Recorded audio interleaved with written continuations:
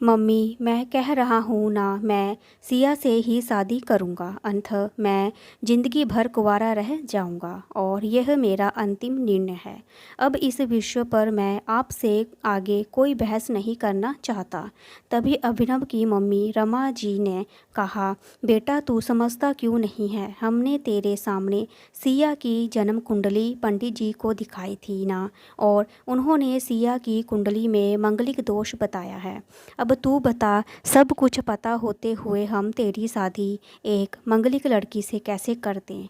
तू जानता नहीं कि मंगलिक दोष वाले के जीवन साथी की मौत जल्दी हो जाती है, और इसलिए तुझे मैं समझा रही हूँ, तू भूल जा सिया को। रमा जी ने अनुभव को बहुत समझाया, पर अनुभव का कहना था कि जब मैंने सिया से प्यार किया तब मैंने उसके साथ प्यार करते हुए जन्म कुंडली का मिलान नहीं किया था, ना ही मैं इस मिलाने को मानता हूँ। इसलिए अब बस मैं शादी करूँगा तो सिर्फ सिया से, और यह मेरा आखिरी फैसला है।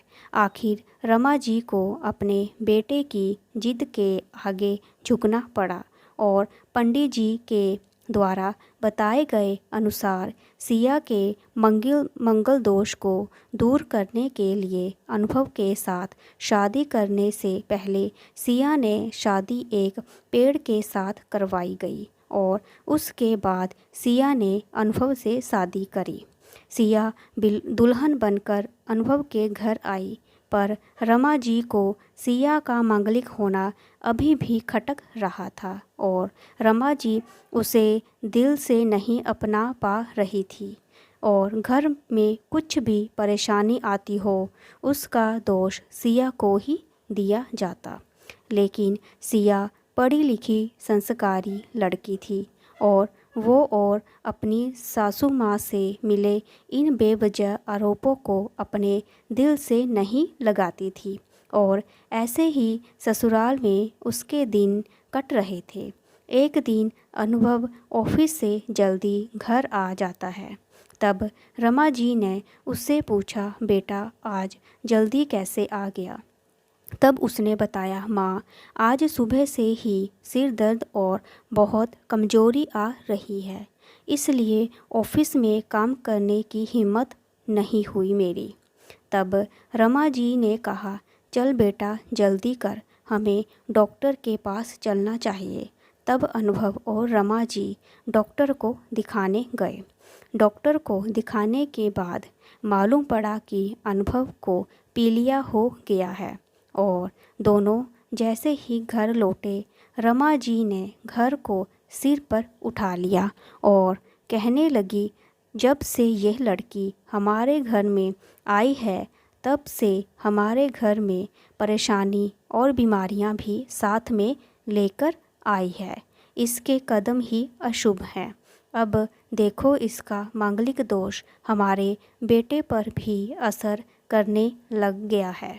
कल को अगर मेरी बेटी को कुछ हो गया तो कौन जिम्मेदार होगा? तभी सिया ने कहा, मम्मी प्लीज़ प्लीज़, और कितना नीचे दिखाएंगी मुझे? आज तक मैं चुप रही क्योंकि पापा ने यही सिखाया था कि बड़ों के आगे ससुराल में जवाब मत देना, पर आज तो आपने हद ही कर दी है। अगर मैं आज नहीं बोली तो ज़िंदगी भर खुद को माफ़ नहीं कर पाऊँगी। मम्मी जी, अगर आप पंडित जी पर भरोसा नहीं करती थी तो उनके कहे अनुसार आपने सारी मंगलिक दोष निवारण की विधि क्यों करवाई? क्यों पहले आपने मेरी पेड़ से शादी करवाई? दोष मेरा मांगलिक होना नहीं है, बल्कि दोष तो मेरा आपकी बहू होना है, क्योंकि घर में आना अनजाने में कुछ भी परेशानी आती है उसको आप मुझसे जोड़ लेती हैं, और जब कोई सास अपनी बहू से सिर्फ नफ़रत कर रही होती है तब वो बहू दोष बेटे बहू को नहीं, पूरे परिवार को परेशानी में डाल देता है। इस बहु दोष से मुक्ति भी सिर्फ सास ही दिला सकती है। बहू को अपनी बहू माने, उसे दिल से अपनाएं, उसे भी सम्मान दें और ये महसूस कराएं कि वो भी इस परिवार का सदस्य है। नहीं तो बहु दोष मांगलिक दोष से भी ज़्यादा पीड़ादायक हो जाता है।